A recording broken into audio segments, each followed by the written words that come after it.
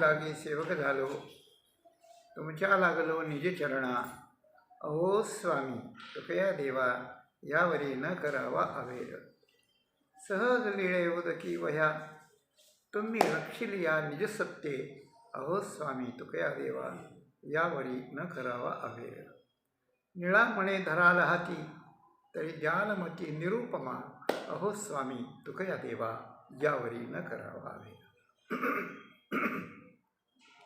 बोलण्याची नाही आता देवाविण काही बोलण्याची नाही आता देवाविण काही एक सरे केला नेम देवा दिले क्रोध काम पाही न ते पाय पाही न ते पाय जववरी हे दृष्टी धाय एक सरे केला नेम देवा दिले क्रोध काम तुका म्हणे मने हेची संकल्प वाहणे तुका म्हणे मने हेची संकल्प वाहणे एक सरे केला नेम देवा दिले क्रोध काम जगद्गुरु संतश्रेष्ठ श्री तुकाराम महाराजांच्या अभंगगाथेतील 925 क्रमांकाचा हा अभंग असून प्रस्तुत अभंगात आपल्या जीवनात भगवंताच्या निश्चित फलप्राप्तीसाठी भगवंताच्या निश्चित प्राप्तीसाठी अंतरंग साधनाविषयी काही निश्चयाच्या गोष्टी तुकाराम महाराजांनी आपल्यापुढे प्रस्तुत केलेल्या आहेत. निश्चय करायचा. आजपासून मी पक्का निश्चय केला, एकदम निश्चय केला, ठोस निश्चय केला, खास निश्चय केला. कशाकरता केला, काय केला, काय नाही केला. तुकाराम महाराजांच्याकडे बघा.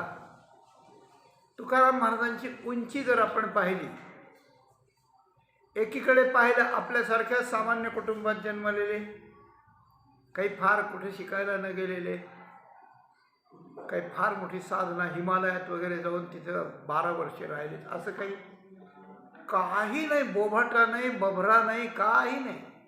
सरळ जीवन, अगदी सरळ सरळ ओढ्यानं शुद्ध निर्मळ पाणी जसं वाहतं ना, तशी जीवन प्रवाहिका असलेले तुकाराम महाराज एकीकडे दिसतात. पण एकीकडे त्यांची उंची बघण्याला आपली नजर पुरत नाही, अशी गोष्ट आहे. तत्वज्ञानाच्या दृष्टीने बघा किती उंच आहे. तुका काय अणुरणीया ठोकडा तुका आकाशा एवढा गिळून सांडिले कळेवर भवभ्रमाचा आकार सांडिली त्रिपुटी दीप उजळला घटी. तुका म्हणे आता उरलो उपकारा करता. काय हे सगळं अलौकिक आहे. ठीक आहे. तत्वज्ञानाच्या दृष्टीनं, भक्तीच्या दृष्टीनं, कीर्तन सेवेच्या दृष्टीने बघा, भक्तीच्या दृष्टीने बघा,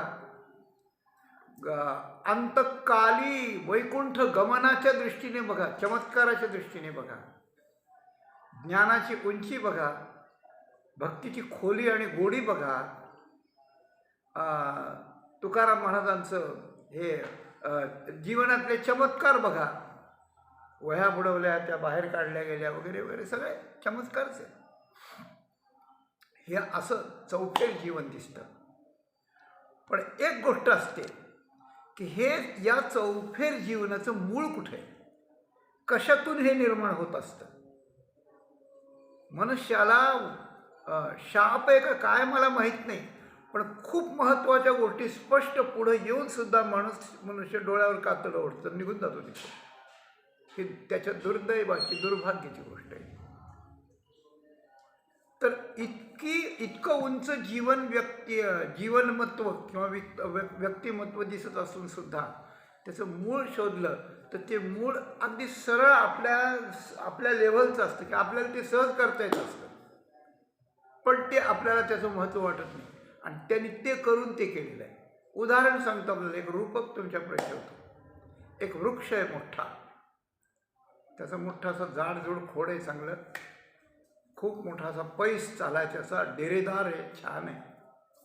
त्याला खूप फळं आलेली आहेत आणि ते खूप उंच आहे, एकदम उत्तुंग आहे एकदम, की त्याच्याकडे पाहिलं तर अशी टोपी खाली पडेल, मान गळून येईल आणि वर नजर पुरणार नाही, इतकं उंच आहे.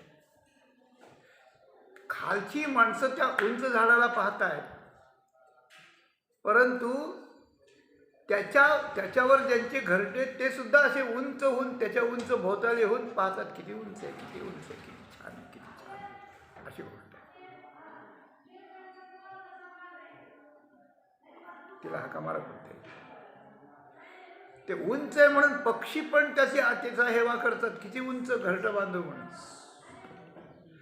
जिथे झाडं असतात तिथे पाऊस पडतो, म्हणजे त्या उंच वृक्षाचं ढगाला आकर्षण आहे की मी याच्याकडे जाऊन याच्या ठिकाणी वर्षाव करीन म्हणून.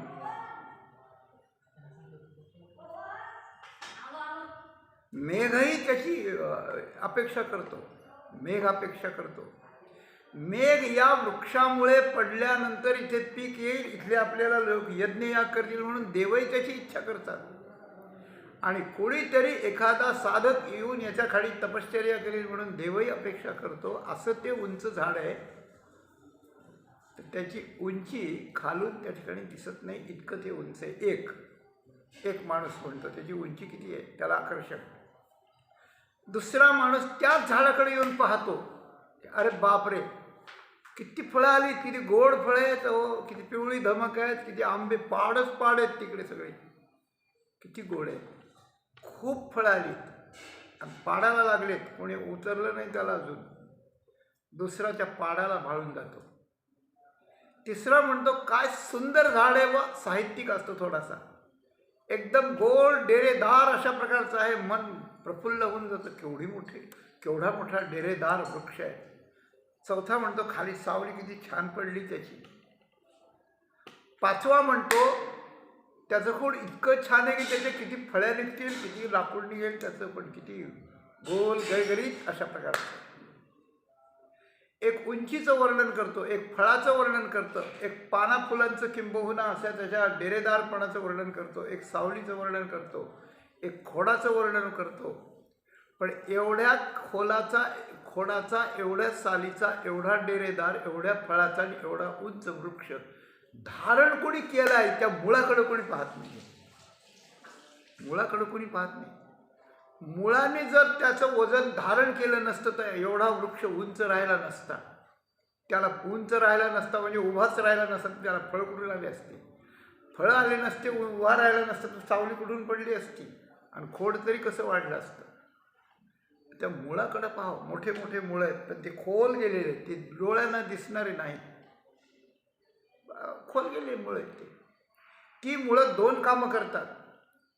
एक काम हे करतात की जमिनीतलं त्या झाडासाठी अन्न पाणी घेऊन त्याला पोचवतात त्याच्या शेंड्यापर्यंत, हे काम मुळं करतात. आणि त्याला किती वारं आलं तरी त्याला हलू देत नाही, त्याला पक्क धारण करायचं काम करून ठेवतात. पोषण करतात आणि धारण करतात. लहान मुलाचं आईबाप जसं करतात त्याप्रमाणे पोषण आणि धारण ते त्या ठिकाणी करतात. त्या मुळाकडे जर लक्ष गेलं आपलं तर ते सगळं श्रेय मुळाला असतं आणि त्या मुळामुळे हे सगळं वाढलेलं असतं. त्याप्रमाणे तुकाराम महाराजांची उंची आहे, त्या वृक्षासारखी उंची आहे तुकाराम महाराजांची, ती ब्रह्मज्ञानाची उंची आहे. संपूर्ण जग त्याच्यात सामावलं गेलेलं आहे, असं ब्रह्मज्ञान आहे तुकाराम महाराजांचं. साधूंचं जीवन असं बघावं लागतं, वृक्षासारखं साधूंचं जीवन. तर त्यांची उंची काय आहे, उंची तत्त्वज्ञानाची उंची. फळ काय आहे, रसाळ फळ जे वृक्षाला आलेले आहेत ना, तसेच साधूच्या जीवनाला फळं आलेले असतात. हे फळ त्याच्या भक्तीमुळे त्याच्या वाणीला आलेली गोडी असते, त्याच्या शब्दातला सौष्ठव असतं, ते अशी गोष्ट आहे. तेव्हा फळाकरता वृक्ष जसा आकर्षणानं पाहावा ना, तसंच त्या ठिकाणी साधूची वाणी फलरूप अशा प्रकारची असते, ही गोष्ट आहे. तिसरी गोष्ट आहे, तो डेरेदार जसा असतो त्याप्रमाणे कोणीकडूनच पाहिलं की त्याचं जीवन समाधानीच असतं, सुखीच असतं, निष्पापच असतं आणि परोपकारीच असतं.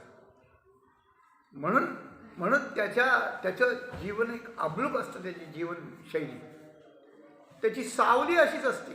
प्रपंची निवाले साधुसंगे, जो त्याच्या सावलीला जाईल तिथे त्याला शांती प्राप्त होईल, अशी त्या झाडाची जशी सावली असते तशी साधूची सावली असते.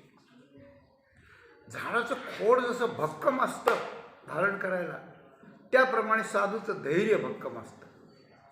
साधूचं धैर्य झाडाच्या खोडासारखं असतं. साधूची खोली प्रपंचाला शांती देणारी, प्रापंचिकाला शांती देणारी असते. झाडाच्या सावलीसारखी साधूची सावली प्रापंचिकाला शांती देणारी असते. झाडाचं जसं गोल डेरेदार कमनीय रूप असतं, त्याप्रमाणे साधूचं जीवन कुणीकडूनही पाहिलं तरी आपल्याला आकर्षक आणि उद्बोधकच असतं, संजीवक असतं, प्रेरक असतं आणि उद्बोधक असतं. बरं का? कर्माच्या दृष्टीने प्रेरक असतं, भक्तीच्या दृष्टीने संजीवक असतं आणि ज्ञानाच्या दृष्टीने उद्बोधक असतं साधूंचं जीवन. त्याला डेरेदारपणा असतो. साधूचं जीवन फलस्वरूप असतं. झाडाला जशी फळं येतात तशी त्याला फळ येतं, अशी गोष्ट आहे.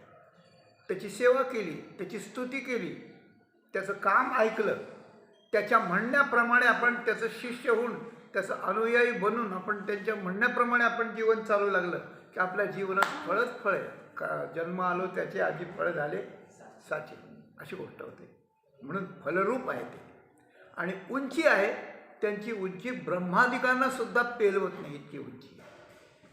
संत कसे किती मोठे आहेत हे ब्रह्मादिकांनाही कळत नाही, एवढी गोष्ट आहे. वृक्षाच्या रूपकानं 5 प्रकारानं साधूंची उंची असते. असं कोणत्याही साधूचं जीवन घ्या पुढे, किंवा तुकाराम महाराजांचं घ्या. तुकाराम महाराज संतच आहेत म्हणून म्हणजे तुम्हाला कोणत्या घ्यायचं ते घ्या, नाही तर इथं आपला हा विषयच आहे तुकाराम महाराजांचा. यांच्या जीवनाची उंची असते. पण यांच्या जीवनाची उंची ही कशानं झाली आहे, त्यांनी त्याच्याकरता काय केलं आहे, अशा प्रकारचं जर चिंतन आपण करायला लागलो आणि ते चिंतन जर त्यांच्याच संदर्भात आपल्याला जर त्या ठिकाणी आठवलं किंवा आपल्याला सापडलं, त्यांच्याच वक्तव्यातलं जर ते चिंतन सापडलं की एवढं होण्याकरता काय काय केलं आहे बाबा, तर आपल्याला एक अमृताचा घडा सापडल्यासारखा असतो. उंची खूप आहे त्यांची, आपल्याला झेपत नाही. पण आपल्याला तिकडं जायची जर सोय नसेल तर ती त्यांची उंची त्यांनाच राहिली, आपल्याला त्याचा उपयोग नाही आहे, उपयोग नाही. त्यांची सावली खूप आहे, पण आपण त्यांच्या खाली उभं राहिलो तर ना, आपण चंचल मनाने इकडं डोंगरात धावत पडू लागलो तर ती सावली काय आपल्याला तिथे शोधायला येईल काय. म्हणून याचं मूळ कुठं आहे तर ते मूळ बघावं. तर कर्मधर्म संयोगानं म्हणा, योगायोगानं म्हणा, आपल्या सर्वांच्या भाग्यानं म्हणा, आजच्या प्रस्तुत अभंगात तुकाराम महाराजांनी त्यांच्या या उंचीचं, डेरेदारपणाचं, फलरूपतेचं, भक्कम खोडाचं आणि थंड सावलीचं, अशा प्रकारचं जे पंचप्रकाराचं जीवन आहे ते जीवन कशामुळे झालं आहे त्याचं हे वर्णन अशा प्रकारचं करतात. बोलण्याची नाही देवाविण काही, या हा सगळा अभंग एका मुद्द्याभोवती फिरतो. एक सरे केला नेम देवा दिले क्रोधका. तुकाराम महाराज म्हणाले की मी एवढा मोठा झालो त्याचं एक कारण आहे की मी एक नेम केला माझ्या जीवनात, आणि एकदम नेम केला, काही विचार न करता केला. कारण लोकांचं असं असतं की नेम करायचं का नाही, करायचं का नाही, विचार करता करता जन्म जातो. करू करू करू करू, काय करू, आधी मरू, आधी मरा, मग काय करा, काहीच करत नाही. पण कोणी किरकोळ नेम करतात. श्रावण महिन्यात एकदा जेवायचं, 4 महिन्यात कांदा लसूण खायचा नाही, अमक्या महिन्यात मीठ वर्ज्य करायचं, अमक्या महिन्यात गुळ वर्ज्य करायचं, ते आहे, ते सगळं नियम आहे. करतात माणसं थोडे थोडे. आमच्यातल्या एका मोठ्या महाराजांनी आपल्या आजोबासाठी संपूर्ण एक जीवनभर आंबाच खायचं सोडून दिला. आहे का नाही धाडस, बोला. अशी गोष्ट आहे. जे आपल्याला वाटतं तेच सोडायचं आणि कायम सोडायचं, साधा त्याग आहे का, सामान्य त्याग नाही, अशी गोष्ट आहे. भीष्माचार्यांनी जीवनभर ब्रह्मचर्य पालन करण्याचं हे केलं, काय केलं, नियम केला. आणि माऊली म्हणून सारसाई विघडता होय ओहानी वत्स काढिता. केवढा मोठा त्याग आहे, केवढा मोठा त्याग आहे. तर त्यागाचा निश्चय भेटे असं म्हटलं. तर त्यागाचा करण्यात आलेला निश्चय आहे, अर्जुना मी सर्वज्ञ पुरुष आहे, मी भगवान म्हणतात, मी सर्वज्ञ पुरुष आहे, पण माझ्या दृष्टीला सुद्धा त्यागाचा निश्चय करणारा अलोट वाटतो. निश्चयं शृणु मे तत्र त्यागे भरत सत्तम त्यागोही पुरुष व्याघ्र त्रिविध संप्रकीर्तिता वगैरे सगळा त्रिविध ताक आहे. जेव्हा सात्विक त्याग अशा प्रकारचा आहे, तेव्हा गंमत अशी आहे की मनुष्यानं काही नियम करावा, काही नियम अशा प्रकारचा करावा आणि अशा प्रकारचा काही नियम करताना त्या नियमात माणसाने वागावं. तर मी हे बोलत होतो की कोणाचा काही नियम असतो, कोणाचा काही नियम असतो झेपण्यासारखा असतो, साधा असतो, कोणाचा मधीच तुटतो, कोणाचा शेवटपर्यंत जातो, त्याचा पिरियड पण साधा असतो, त्याचा एरिया छोटा असतो. पण तुकाराम महाराज म्हणाले एक सरे केला नेम. तिथे एक सरे शब्द आहे ना, एक सरे एकाएकी एकदम. हां, तिथं आम्ही गेलो, आम्हाला तिथे आमचा मोहल्ला आहे तो 10,000 मतं एकगठ्ठा मतं आहेत आम्हाला, एकदम मतं आहेत. एक पैसे देऊन नाही गोळा करायचं. हां, विनोद नाही. तेव्हा एकदम नियम केला. काय नेम केला तर त्या नियमात 4 प्रकारचे नियम आहेत. 4 प्रकारचे नियम आहेत. एकाच नियमात 4 प्रकारचे नियम आहेत. काय काय नेमिलिया चित्ता आणि का दुसरे मज नाही आता नेमिलिया चित्तापासून या पांडुरंग ध्यानी पांडुरंग मनी हा जसा अभंग आहे त्याचप्रमाणे एक सरे नियम केला. एक वाणीचा नियम आहे, एक वाणीचा नियम आहे, एक अंतःकरणाचा नियम आहे बरं का, एक अंतःकरणाचा नियम आहे, एक डोळ्याचा नियम आहे आणि एक मनाचा नियम आहे. किंवा मनाचे 2 प्रकारचे नियम आहेत असं म्हणा फारत आहे. तर तुकाराम महाराजांनी म्हटलं एक नियम केला मी, एक सरे केला नेम. काय नेम केला तर बोलण्याची नाही आता देवाविने काही, देवा वाचून काही बोलायचंच नाही असा मी नियम केलेला आहे. हा नेम करणं शक्य आहे का हो, आणि हा नेम करणं योग्य आहे का हो, मी प्रश्न विचारले आपल्याला. शक्य आहे का आणि योग्य आहे का? देवाचंच बोलायचं, देवाचंच नाव घ्यायचं, देवाची स्तुती करायची, देवाच्या वर्णनाचे श्लोक म्हणायचे, दुसरं काहीच बोलायचं नाही. आणि व्यवहार आल्यावर काय करावं, तहान लागल्यावर काय करावं, भूक लागल्यावर काय करावं. काही लोकांना एकादशीचं मौन असल्यानंतर काही लागलं तर ते तुकाराम महाराजांच्या किंवा कोणत्या तरी संतांच्या एखाद्या प्रमाणाच्या आधारातून त्याच्या जवळचं काहीतरी बोलतात. मग ते दुसऱ्याने समजून घ्यावं लागतं. समजलं तर ठीक आहे, नाही तर मग एरवी गोठी होईल मुकया बहिरायची, याला त्याचं मिळणे त्याचं त्याला मिळणे अशी गोष्ट होते. हां, अशी गोष्ट आहे. तेव्हा काय करावं असं राहणं शक्य होत नाही आपल्याला वाटतं. एक आणि योग्य आहे का, भगवंतानं माणसाला जी वाणी दिली आहे ती त्याचं नाव घ्यायला दिली आहे हे बरोबर आहे, बरोबर आहे. डोळे मुख बोलाया वचन जेणे तू जोडशी नारायण, हे बरोबर आहे. पण त्याच्याकरता व्यवहारात बोलू नये, हा फार बडबड करू नये, अपशब्द बोलू नये, खोटं बोलू नये, फार मोठ्याने आरडाओरडा करू नये, फार असंदिग्ध बोलू नये, असंबद्ध बोलू नये. नियम असतील सगळे. 12 दोष टाळून बोलावं, 4 गुणासहित बोलावं वगैरे वगैरे, तिकडे जात नाही आपण. परंतु बोलूच नये अशा प्रकारचं काही आहे मौन एकदम. बरं, एकदम मौन नाही, देवाचं बोलायचं आहे आणि बाकीचं नाही बोलायचं. आपल्याला वाटतं हे शक्य नाही आणि आपल्याला वाटतं हे योग्य नाही. जोपर्यंत आपल्याला शक्य आणि योग्य नाही हे असं वाटत असतं तोपर्यंत लक्षात ठेवा खूप मोठ्या धोक्याची सूचना आहे. तोपर्यंत तुकाराम महाराजांच्या संतांच्यापासून आपल्याला काही फायदा होईल याची सुतराम शक्यता नाही, शक्यता नाही. संतांच्या सावलीला जाऊन, संतांच्या खोडाचा आधार घेऊन, संतांच्या आकर्षक जीवनाला सम्मिलित होऊन, संतांच्या फलरूप जीवनाचा आस्वाद घेऊन संतांची उंची गाठायची असेल तर संतांनी जे केलं ते अशक्य नसतं आणि संतांनी जे केलं ते अयोग्यही नसतं. हे संतांचं लक्षण आहे. अयोग्य नाही ना, अशक्य नाही, शक्य होतं, शक्य होतं. अहो, आम्ही देवाचं नाव घेऊ ना, घेऊ, अर्धा तास घेऊ, 15 मिनटं घेऊ, काहीतरी घेऊ, पण त्याच्याशिवाय काही बोलायचंच नाही. हे कसं आहे? देवाचं नाव घ्या, देवाचं नाव घ्या, तेवढा फायदा मिळेल. जेवढं कराल तेवढं बेनिफिट मिळेल. पण पूर्ण उद्धार नाही करायचा, व्हायचा नाही. पथ्य नाम विठोबाचे. बरं का? काय? ब्रह्मरस घेई काढा तेणे पीडा वारे. जन्ममरणाची पीडा कायमची जर मिटवायची असेल तर ब्रह्मरस नावाचा काढा घ्या. ब्रह्म म्हणजे मोठा आणि रस म्हणजे आनंद. मोठा आनंद हाच एक काढा आहे. बरं का? बृहदानंद म्हणतात त्याला. तर हा काढा घ्या. तर हा काढा घ्यायचा आणि रोग घालवायचा, भवरोग घालवायचा आहे. भवरोग घालवण्याकरता काढा आहे. तर हे औषध आहे, पण पथ्य पण आहे. काय पथ्य आहे?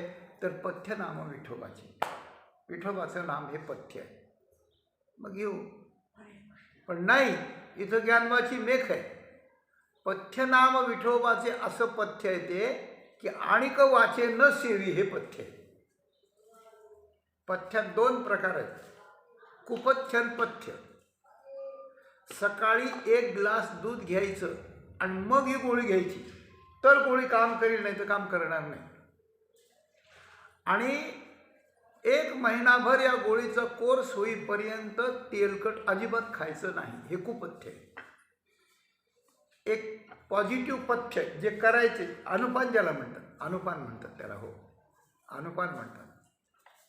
भोजना न द्यावे आन, जेणे चुके अनुपान, तरीच घेतल्याचा गुण होईल जाण सत्यभाव. तर अनुपान म्हणजे जे करायचे, ज्याच्यासोबत औषध घ्यायचे ते. आणि पथ्य म्हणजे जे सोडायचे ते. तर सोडायचं ते काय आहे? तर पथ्य नाम विठोबाचे. विठोबाचं नाम घ्यायचं पथ्य. मी म्हणतो की 24 तास नाही घेतलं, थोडं कमी घेतलं चालत, पण कुपथ्य मात्र करायचं नाही. आणि वाचे न सेवी. मी नामही घेतो, निंदाही करतो, नामही घेतो, याच्यावर त्याच्यावर वसवस करतो, क्रोधाने तिळमिल अशा प्रकारचा होतो. असं नाही चालत. ते कुपथ्य आहे, ते कुपथ्यच आहे. आणि हे फार कुपथ्य आहे की आपल्या बोलण्यातूनच दोष खूप होतात. आपण बोलून दुसऱ्याला दुखवतो, आणि दुसरं थोडं आपल्याला बोललं वेडावाकडं, आणि आपण त्याच्यापेक्षा आवाज ओढवला, जास्त बडबड करून त्याला गप्प बसवलं, म्हणजे आपल्याला विजय वाटतो. पण तो विजय नसतो, तो पराजय असतो. त्याचा नाही, आपला पराजय असतो. आपलं मन आपण खराब करून घेतो ना, हे लक्षातच येत नाही. आपलं मन आपण खराब करून घेतो म्हणजे आपलं मन खराब करतो, दुसऱ्याचं मन दुखवतो, तिसऱ्या चौथ्याला सगळं वातावरण बदलून गढूळ करून टाकतो, सगळा व्यवहार विस्कळीत होतो. आणि आपल्यामुळे होतो, आपल्याला क्रोध आल्यामुळे, कामक्रोध आल्यामुळे अशी गोष्ट होते. यासाठी माणसानं एकदम नाही जमलं तर कमी बोलत जावं. एखाद्याला क्रोध आला की त्याच्यापासून थोडं दूर राहायचं. त्याच्याविषयी वाईट चिंतन नाही करायचं, अनुकूलच चिंतन करायचं. अशी गोष्ट आहे. अशी काही युक्तीनं आपण जात गेलो की बोलण्याचं एनर्जी जात नाही, वातावरणात वाईट शब्द जात नाही. आता हे लाईव्ह आहे म्हणून किंबहुना असं याच्यावर आहे, जी सगळीकडे अशा प्रकारचं करण्याची व्यवस्था आहे म्हणून. पण ही जरी व्यवस्था नसली तरी आपण उच्चारलेले शब्द असं म्हणतात, आकाशाचा गुण असल्यामुळे ते आकाशात राहतात, म्हणून त्याचा वातावरणावर परिणाम होतो. म्हणजे जिथं वेद घोष आहे, जिथं नामस्मरण आहे, तिथलं वातावरण शुद्ध असतं. आणि जिथं भांडण तंड, शिवाय गाळी, अभद्र बोलणं चाललं, तिथलं वातावरण खराब असतं. याचं काय कारण आहे? हे प्रदूषणच आहे. ध्वनी प्रदूषण आहे ना, तसंच अर्थाच्या दृष्टीने सुद्धा शब्दाचं ते प्रदूषणच आहे. अशी गोष्ट आहे. म्हणून कमी बोलत जायचं, कमी बोलायचं, व्यवहारात अगदी मोजकं बोलायचं, आणि परमार्थात देवाचं मात्र खूप बोलायचं. त्यामुळे आपला फायदा, दुसऱ्याचा फायदा, वातावरणाचा फायदा असं होतं. पण तुकाराम महाराजांनी कडक नियम केला, बोलण्याची नाही, देवावाचून काही बोलायचंच नाही. तर हे न बोलणं योग्य आहे, आणि देवा वाचून न बोलणं अतियोग्य आहे, अशी गोष्ट आहे. आणि न बोलणं शक्य आहे. माणसं 12-12 वर्ष मौन करतात नाही, काही खोडाने करतात, सांगतात, काही लिहून देतात, काही आपली काही आधी अशीच व्यवस्था करतात की कोणाला आपल्याला काही बोलावं लागू नये म्हणून. बोलावं लागू नये. दुसऱ्याचं ऐकायचं, त्याचं उत्तर थोडक्यात लिहून द्यायचं. ते आमचे नाशिकचं एक दत्तधाम संस्थान आहे, तिथले महाराज आहेत, दत्त महाराज म्हणून. ते 24 तास मौनात असतात आणि तरुण आहेत, कितीतरी वर्ष झाले ते मौनातच आहेत, ते बोलतच नाहीत, काहीच नाही बोलत. शक्य आहे. काहीच नाही बोलणं शक्य आहे तर देवाचं बोलायचं आहे ना. देवाचं सवलत आहे तेवढी. शक्य आहे. योग्य आहे का? अतियोग्य आहे. आत्ताच आपण बोललो, दोन्ही गोष्टी बोललो आपण. योग्य आहे. वातावरण त्या ठिकाणी शुद्ध राहतं, दुसऱ्याचं मन दुखत नाही, आपलं मन खराब होत नाही, वातावरण बिघडत नाही. वातावरण म्हणजे समूहाच्या मानसिकतेचं वातावरण आणि पंचभूतांचं भोवताली असलेलं वातावरण वलय, या दोन्ही गोष्टी खराब होत नाही. आणि देवाचं बोलल्यामुळे दोन्ही सगळ्या गोष्टी चांगल्या होतात आणि वाईट गोष्ट होणं बंद होऊन जातं. म्हणून देवा वाचून आता काहीच बोलायचं नाही, अशी गोष्ट आहे. असा नियम केला, एक नियम. दुसरा नियम काय? दुसरा नियम असा की एकसरे केला नेम देवा दिले क्रोध काम. क्रोध आणि काम हे दोन विकार आहेत.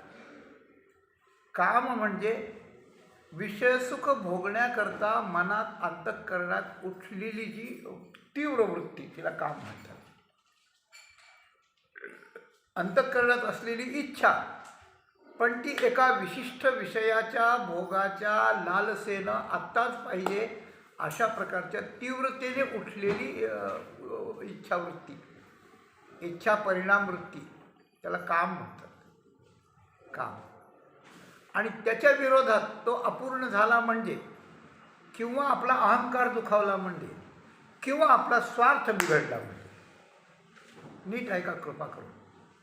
अहंकार दुखवला, स्वार्थ बिघडला आणि काम अडकला, कामाच्या याच्यात प्रतिबंध आला.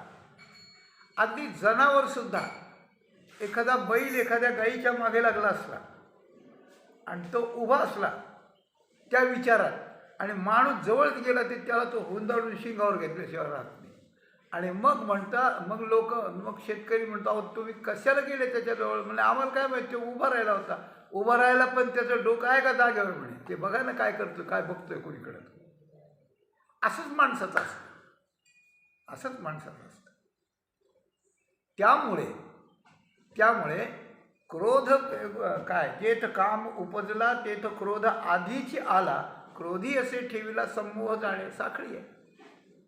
काम म्हणजे काम जर अडकला, कामात जर प्रतिबंध आणला एखाद्याने आपल्या इच्छेत, मला पैसे मिळत आहेत आणि यांनी सांगितले ते पैसे देऊ नका, माझं लग्न जमतंय आणि त्यांनी सांगितलं ती पोरगी तिथे देऊ नका, अशा प्रकारचं असं जर असेल तर क्रोध येतो. तर कामाला प्रतिबंध आला म्हणजे क्रोध येतो, अहंकार दुखवला म्हणजे क्रोध येतो, आणि लोभाचा स्वार्थ कुठेतरी अडकला आपल्या म्हणजे मग स्वार्थाला हे आलं म्हणजे मग क्रोध येतो. अशी गोष्ट आहे, क्रोध येतो. तुकाराम महाराजांचं म्हणणं आहे, काम क्रोध हे दोन्ही घातक आहेत. हे ज्ञाननिधीचे भुजंग आहेत, विषयदरीचे वाघ आहेत, भजनमार्गीचे मांग मारक जे, हे देहदुर्गीचे धोंड, इंद्रिय ग्रामीचे कोंड, यांचे व्यामोहाधिक बंड जगावरी, हे रजोगुण माणसाचे समूळ आसुरियेचे, धायपण ययाचे अविद्या केली, हे रजाचे किर जाहले परी तमाशी पडियंते भले, प्रमाद मोह दिले. असं कितीतरी वर्णन आहे, खूप वर्णन आहे, अतिशय घातक आहे. आणि या कामक्रोधाला त्या ठिकाणी एका ठिकाणी म्हणतात कामक्रोध लोक निमाले ठायची, तुकाराम महाराज. एका ठिकाणी म्हणतात कामक्रोध गेले घर रीते. पण इथं काय झालं, इथं एक अलौकिक गोष्ट सांगतात, देवा दिले कामक्रोध, देवाला देऊन टाकले कामक्रोध. कामक्रोध म्हणजे काय, गाय वासुर आहेत का देवाला देऊन टाकायचे? बरं, हे सुद्धा योग्य आहे का देणं देवाला? काम वाईट आहे, वाईट गोष्ट देवाला द्यावी का चांगली गोष्ट देवाला द्यावी? वाईट गोष्ट देवाला दिली आहे इथे. नाही. तर त्याचं उत्तर असं आहे की काम क्रोध जरी दिले देवाला तरी पण देवाला ते वाईट नाही, ते आपल्याला वाईट आहेत, आपली खराबी करणारे. बघा ना तुम्ही, काम म्हणजे मदन आहे ना, कामदेव आपल्याला आपला तो विनाश करतो, पण भगवंताच्या मांडीवर खेळतोय ना प्रद्युम्न. प्रद्युम्न इति विख्याता मुलगा झाला भगवंताचा, आणि त्याची योग्यता तो व्यूहामध्ये झाला की आपण काय नमस्संकर काय नमकृष्ण संकर्षणाय प्रद्युम्नाय निरुद्धाय सात्वताम पतये नमः.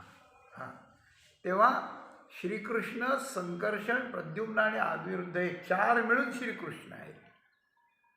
म्हणजे देवाला काम वाईट नाही आहे. एक गोष्ट, देवाला क्रोध दिला तरी वाईट नाही.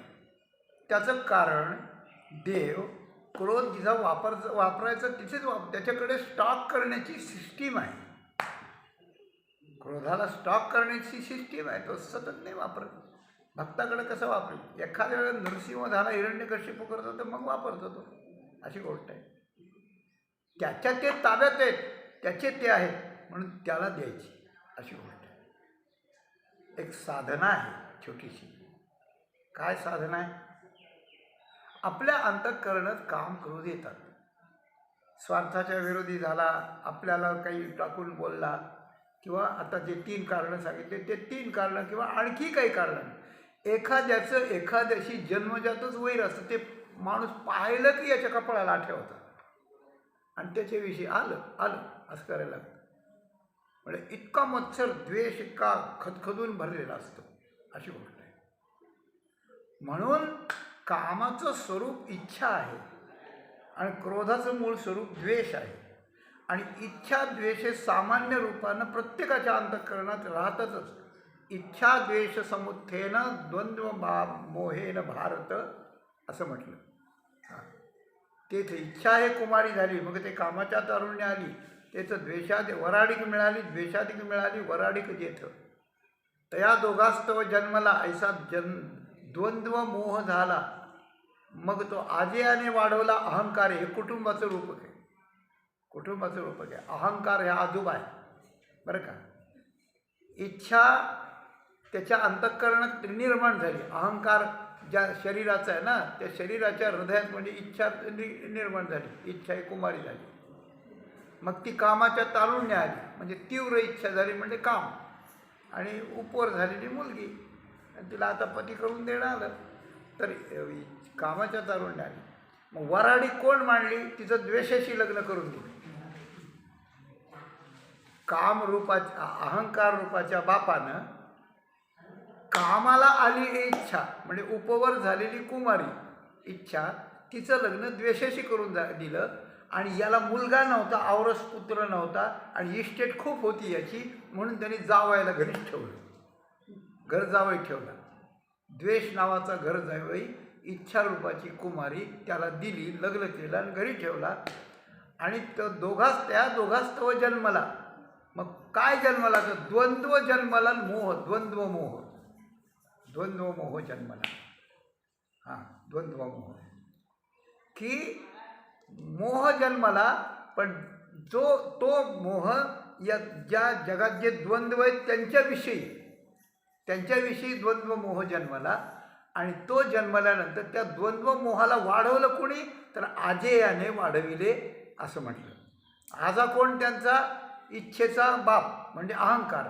तर अहंकारानं द्वंद्व मोहाला वाढवलं, ठीक आहे, त्याने त्या ठिकाणी वाढवलं.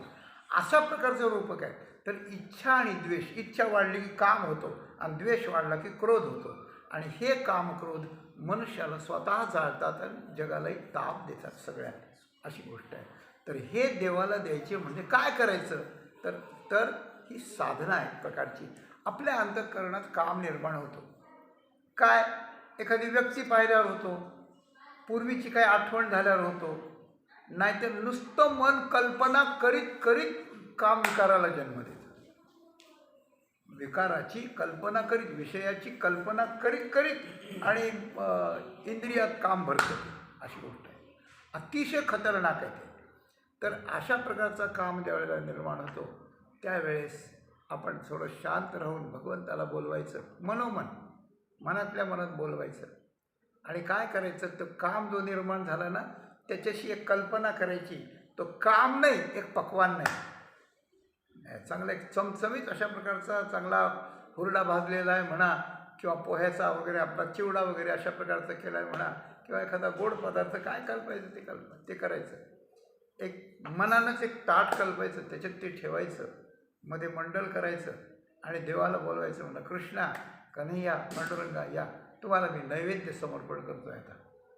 आणि मग आपलाच कामरूपी नैवेद्य, आपलाच क्रोध यायला लागला एखाद्याविषयी किंवा काम निर्माण व्हायला लागला की त्याच्यापुढे ठेवायचं.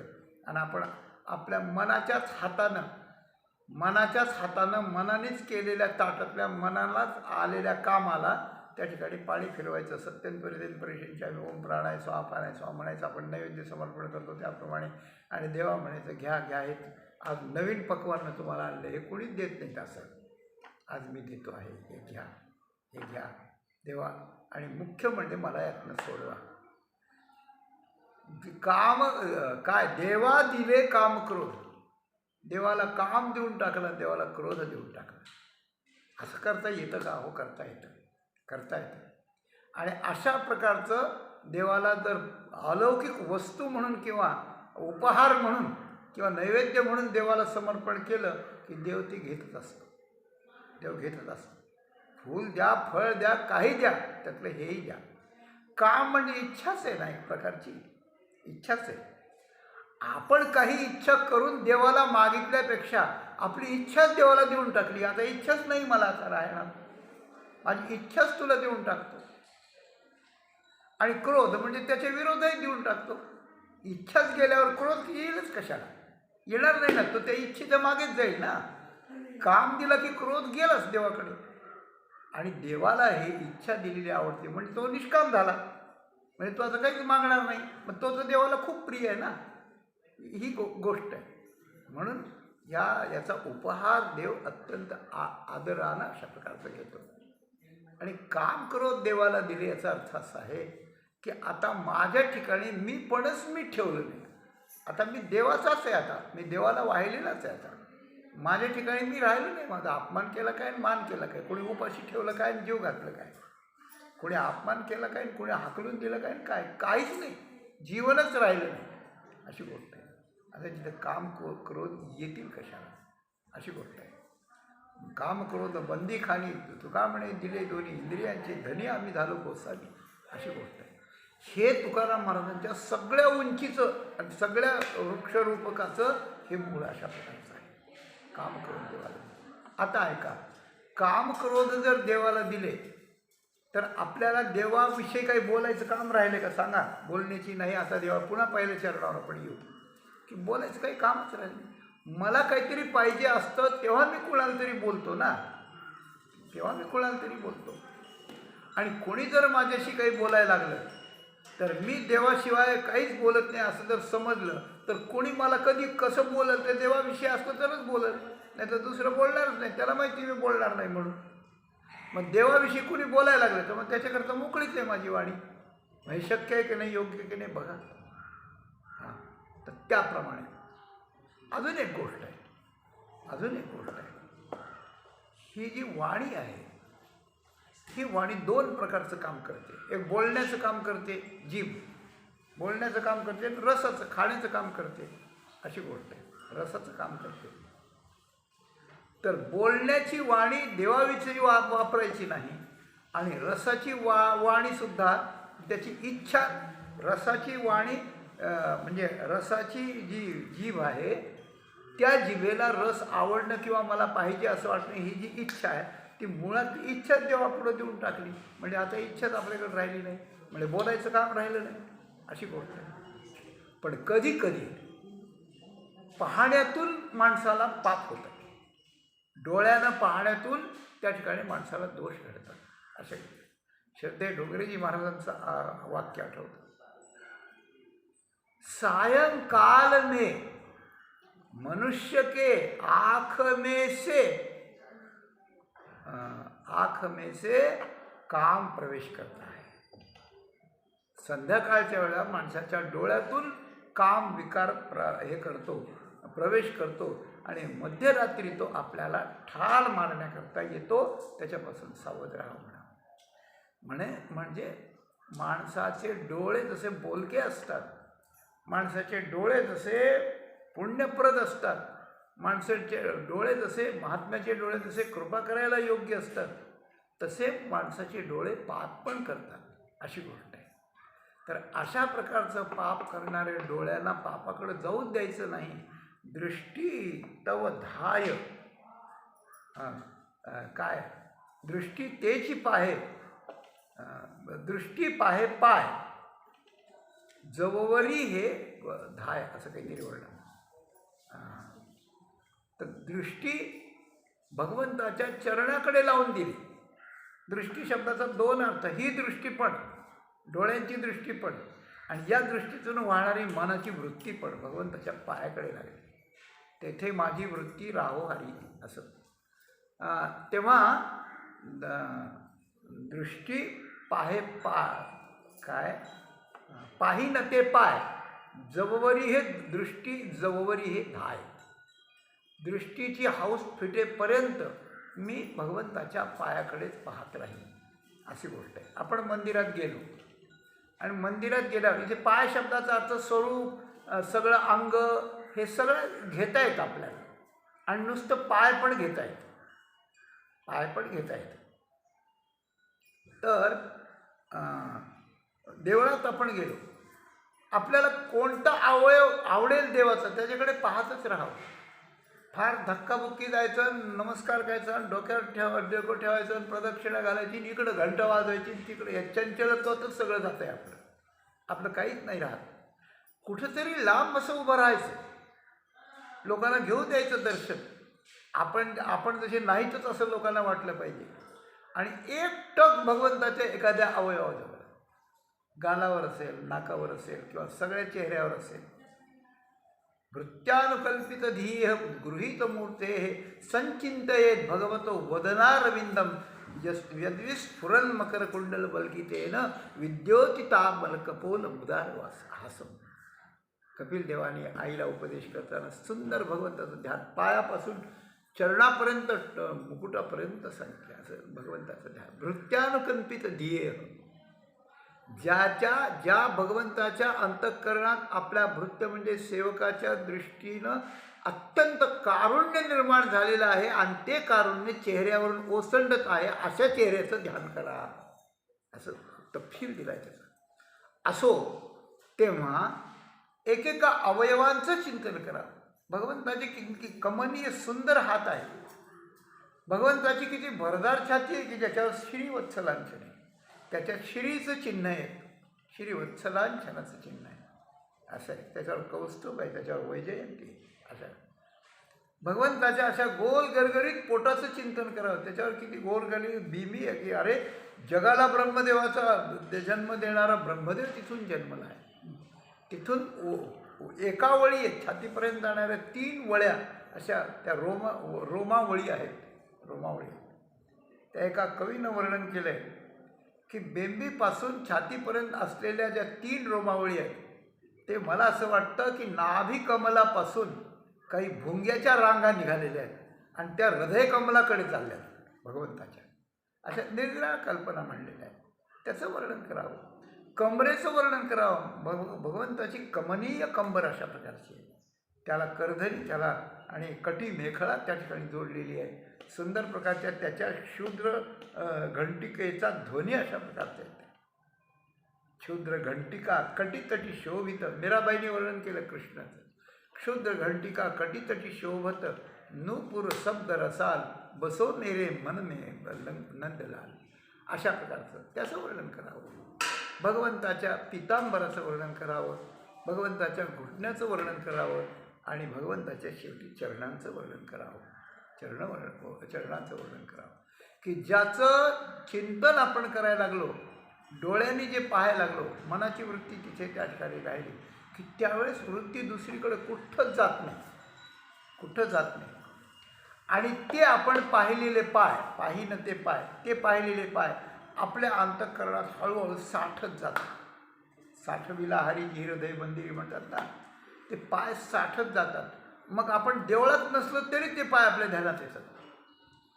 आपण व्यवहारात असलो तरी ते पाय ध्यानात येतात. आपण आपल्या किचन रूममध्ये, आपण आपल्या डायनिंग हॉलमध्ये, आपण आपल्या बेडरूममध्ये, कुठेही असलं, बाथरूममध्ये असलं, कुठेही असलं, ते पाय आपल्या ध्यानात येतात. अशी गोष्ट आहे. ध्यानातून जातच नाही, अशी गोष्ट आहे. म्हणून पाहिलं ते पाय जवळवरी हे दृष्टी धाय, तर दृष्टी धाय होतच नाही असे केवढंही पाय. म्हणजे आपली दृष्टी पायाकडे जाऊन स्थिर झाली की या दृष्टीनं पाप करायचं संपलं.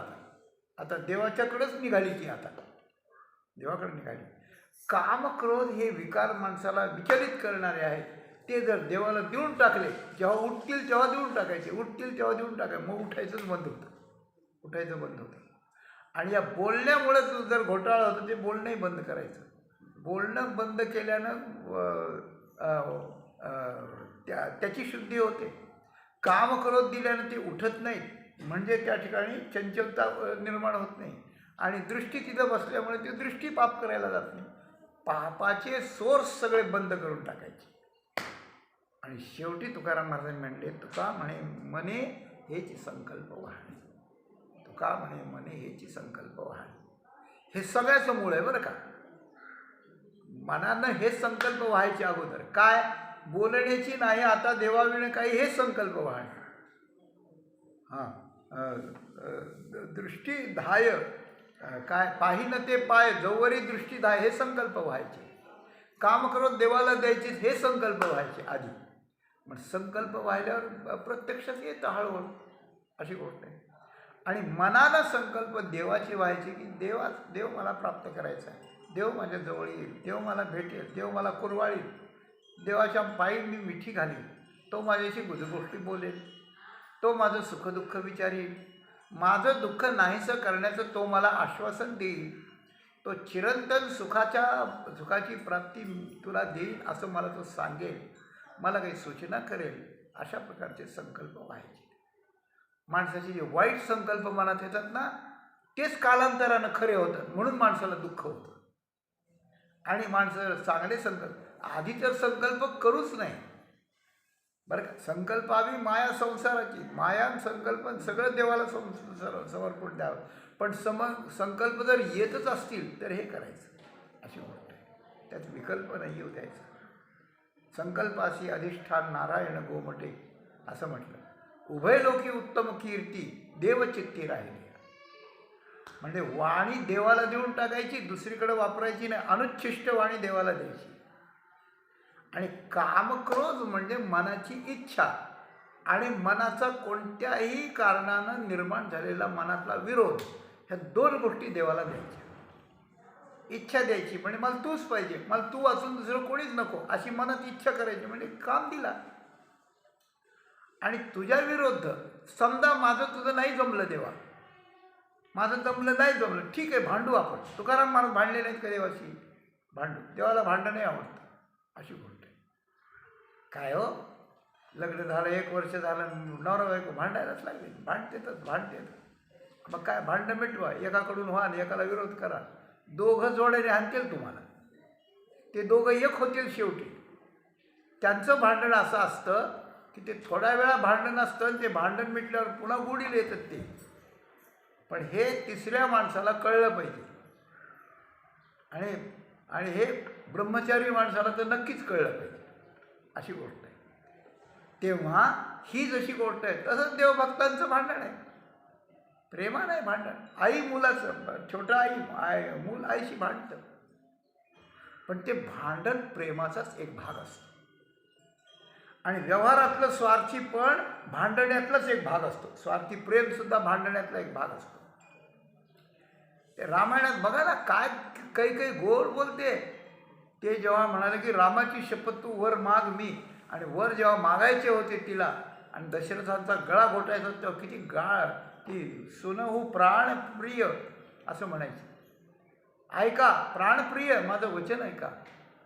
काय एका वरानं भरताला टीका लावा आणि दुसऱ्या वराला रामाला वनवासात पाठवा. आणि प्राणप्रिय, हे प्राणप्रिय का प्राण घेणं आहे? प्राण घेणं आहे. म्हणजे व्यवहारातलं प्रेमही स्वार्थी असल्यामुळे, इच्छा आणि द्वेष मूलक असल्यामुळे ते भयानक अशा प्रकारचं आहे आणि इकडचं हे विधायक अशा प्रकारचं आहे. म्हणून मनात संकल्प व्हायचे, त्या मनात संकल्प देवाविषयीचे व्हायचे, काम क्रोध येऊ द्यायचे नाहीत, बोलणं देवा वाचून दुसरं काहीच बोलायचं नाही आणि दृष्टी भगवंताकडे एकटक लावून अशा प्रकारचं पाहायची. या 4 गोष्टी जर प्रयत्नशीलपणे केला, आधी लवकर येणार नाही पण जेव्हा येतील तेव्हा परत जाणार नाही, अशा 4 गोष्टी जर आपल्याला करता आल्या तर तुकाराम महाराजांची तत्त्वज्ञानाची उंची, भक्तीची फलद्रुपता, परोपकाराची सावली, धीरोदात्ततेचं खोड, अशा प्रकारचं संतांचं उच्च जीवन आपल्याला सहज प्राप्त झाल्याशिवाय राहणार नाही. या 4 गोष्टीचा नियम आहे आणि 4 गोष्टी या संत जीवनरूपी सर्वोपकारी वृक्षाच्या ही मुळं अशा प्रकारचं आहेत. म्हणून पाणी घालायचं तर मुळाला घालायचं, धन्यवाद द्यायचे ते मुळाला द्यायचे. म्हणून हे मूळ जर आपण आपल्या हृदयात त्या ठिकाणी ठेवलं, मनाचे संकल्प, कामक्रोध देवाला समर्पण. तुम्ही बघा ना, तुकाराम महाराजांची म्हैस जेव्हा मंबाजीच्या यात गेली आणि त्याने मारलं, त्यावेळेस तुकाराम महाराजांनी प्रतिकार काहीच केला नाही. क्रोध येऊ दिला नाही, क्रोधाला येऊ दिला नाही, त्यांच्यात ताकद नव्हती असं नाही. आणि सगळं मारणं झाल्यावर देवळात गेले विठोबाच्या आणि म्हणते, विठोबा बरे केले, काठीवरही मारिले, झालं का समाधान तुझं? आता देव तूच करायला लागलं, कारण त्याचा प्रेरक तूच होतास ना, अशी गोष्ट आहे. देवाला कामक्रोध दिल्याशिवाय असं करता येतं का सांगा? असं नाही येत करता. याचा अर्थ असा, वाणी, दृष्टी, मनातले दोष काढून टाकायचे आणि मनात संकल्प त्या ठिकाणी व्हायचा आहे. 4 गोष्टी आपण कराव्यात आणि भगवंताच्या परम कृपेला पात्र होऊन तुकाराम महाराजांच्या सारखी आपल्या जीवनाची उंची वाढवून संत जीवन जगण्याचं, याच जीवनात आस्वादन घेण्यासाठी आपली जीवनयात्रा आपण पवित्र आणि सफल करावी. हा तुकाराम महाराजांचा संदेश आपल्याकडे ठेवून झालेली सेवा सद्गुरू